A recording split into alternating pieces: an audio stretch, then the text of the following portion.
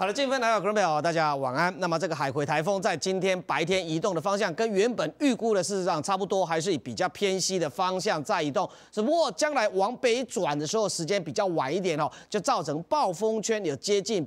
这个北部海面的这个疑虑哦，所以呢就发布了海上台风警报喽。那直接侵袭到台湾的陆地，同样机会是比较偏低的。我们就来看一看目前台风的位置以及它未来移动的状况。那目前这个台风的位置大概差不多是在台北的东北方啊，这个440公里的海面上面。那未来还是以比较偏西的方向在移动，所以等到明天下午的时候呢，暴风圈的边缘就已经来到了北部海面的北边喽。所以以这一个移动的方向跟速度来看的话，明天这个暴风圈就会稍微掠过北部海面这一边，然后紧接着呢开始要往北的方向转上去了。后天的中午，这个台风中心大概就已经到中国大陆这边上去了。所以这个路径来看的话呢，还蛮稳定的，虽然速度慢，但是目前来看还蛮稳定的。这个暴风圈要直接侵袭到我们台湾的陆地，同样的机会还是比较偏低。只不过暴风圈的边缘在明天呢，可能会从北部海面的北边这边稍微掠过去，影响到这一个北部的海面哦。那虽然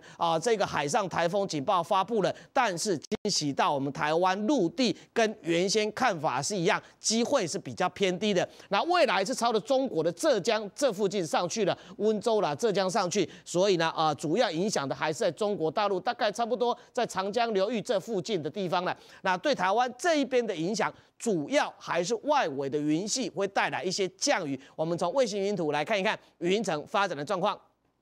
那么这个主要的云层当然还是集中在台风中心附近哦，外围的云层有这样不断的往台湾这边移动进来，所以造成了各地区的云量比较偏多一点哦。那除了云量偏多以外，这些云层也带进来了一些降雨，所以在这个北部啦、东北部比较靠近北边的地方，可能就会有一些短暂雨的状况。那随着台风的中心越来越接近北部海面之后，北部啦、东北部今天晚上到明天，可能这个雨势会比较大一点哦，局部地区可能还是会有下大雨的机会。那越往南边走，当然外围的云层影响都越来越少哦。中南部大概只是一些零星的短暂雨。那至于花莲跟台东，天气就还蛮稳定的，属于晴到多云。所以我们台湾这边天气最稳定的，应该还是在花莲跟台东的哦。那另外就温度上面来看的话，因为这个台风呢有为台湾这边带来一些西北风，那西北风就把北边有一些凉空气带下来，至少感觉上这个风吹过来是比较凉一点哦。那白天的温度还不至于太高，但是大概还是可以来到差不多30度左右哦，并不会太热，风吹过来感觉上还蛮舒服的。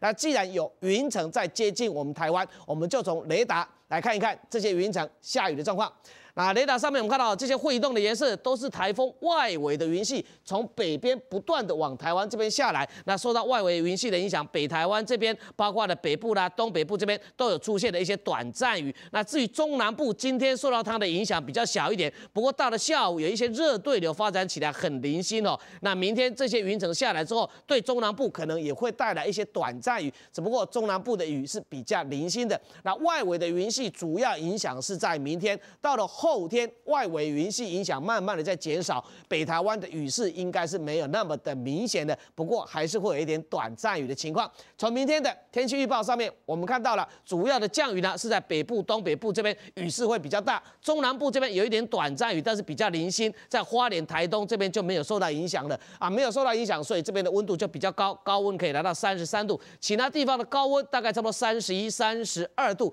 并不是很高，但是还是来到了31、32度。至少我们刚刚提到的这个风吹过来，感觉上比较没有那么的热，因为吹的是有一点北风，必是比较凉的空气。接下来再把现场交还给金芬。